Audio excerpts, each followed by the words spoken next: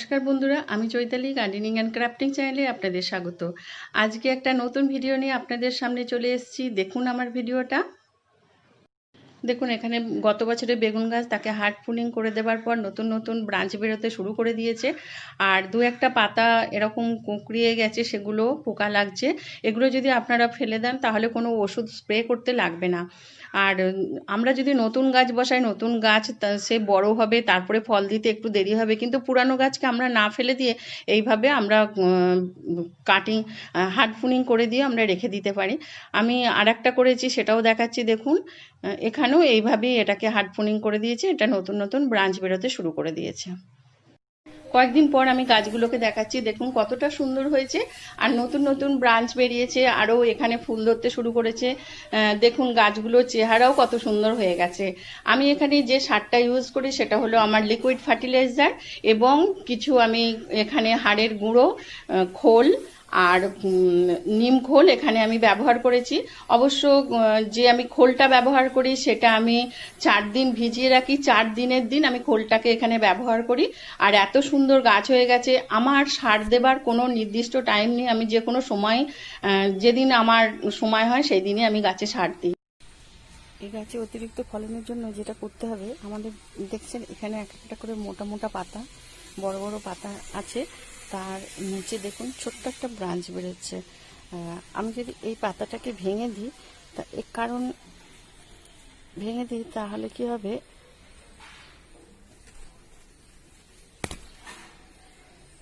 দেখুন ভেঙে দিলাম, এখানে যে ব্রাঞ্চটা বেরোচ্ছে এ খুব দ্রুত বাড়তে শুরু করবে। বাড়তে শুরু করলেই ফুল হবে, এরকম ফুল ধরবে, ফুল হয়েই ফল হবে। আর যদি পাতাটাকে, এই যে এটা যেমন পাতাটাকে যদি আমি রেখে দিই, কি হবে, এই পাতাটা গাছের এনার্জিটাকে বেশি করে খেয়ে নিচ্ছে। দেখুন পাতাটা কত বড়, এনার্জিটাকে খেয়ে নিচ্ছে, খাবারটা বেশি খাচ্ছে। তাই এগুলোকে সরিয়ে দিতে হবে, কিছু ভেঙে দিতে হবে, পুরোটা না, পুরোটা কিছু রাখতে হবে। এটা যেমন কোনো দরকার নেই, আমি এটা ভেঙে ফেলে দিলাম, এরকম ফেলে দিতে হবে। তাহলেই দেখবেন খুব তাড়াতাড়ি ফল চলে আসবে, ফুল আসবে, এবং ফুল আসার পরেই ফল চলে আসবে। আমার এগুলো দেখিয়েছি, আমি কেটে দিয়েছিলাম, দেখুন এগুলো কেটে দিয়েছিলাম, তারপরে এই গাছগুলো হয়েছে।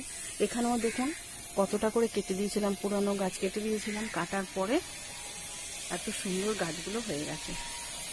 এখানে একটু পোকা ধরেছে, এগুলো ফেলে দিতে হবে। এইভাবে গাছটাকে মেনটেন করতে হবে, তাহলে খুব সুন্দর হবে এবং ফল ভালো ধরবে। দেখুন পাতা কত সুন্দর লাগছে গাছটা। আমি আরও দেখাচ্ছি। দেখুন 1 মাসের মধ্যেই আমার গাছগুলোতে কি হারে বেগুন ধরেছে, এখানেও ধরেছে। আরও দেখাচ্ছি আমার, দেখুন এখানেও ছোট ছোট বেগুন ধরছে এবং বড় ধরেছে, সেটা দেখায়। দেখুন ধরতে শুরু করে দিয়েছে। আশা করি আরও বেগুন ধরবে। আমি কদিন পরে আবার দেখাচ্ছি আপনাদের।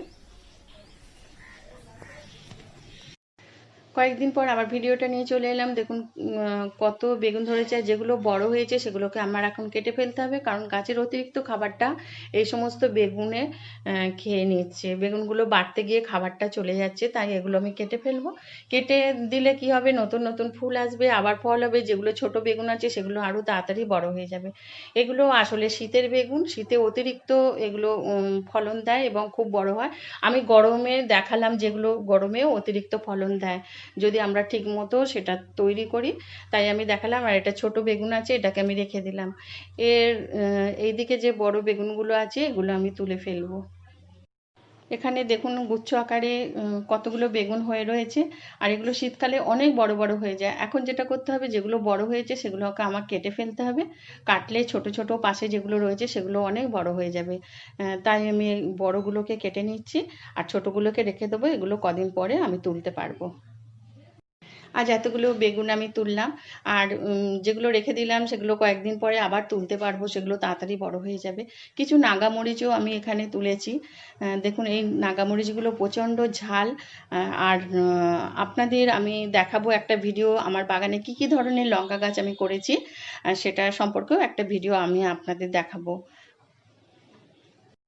ভিডিওটা এখানেই শেষ করছি। আপনাদের যদি ভালো লেগে থাকে অবশ্যই লাইক, কমেন্ট, শেয়ার করবেন। আর যারা নতুন আমার ভিডিওটা দেখছেন তারা প্লিজ আমার চ্যানেলটিকে সাবস্ক্রাইব করবেন, আর পাশে থাকা বেল আইকনটিকে প্রেস করে দিলে আমার নতুন নতুন ভিডিওর নোটিফিকেশনগুলো আপনারা খুব সহজেই পেয়ে যাবেন। আপনারা এইভাবে পুরানো গাছকে ফেলে না দিয়ে তাকে নতুনভাবে তৈরি করুন। আর সবশেষে বলি, আপনারা ভালো থাকুন, সুস্থ থাকুন, গাছ লাগান, পরিবেশকে ভালো রাখুন। নমস্কার।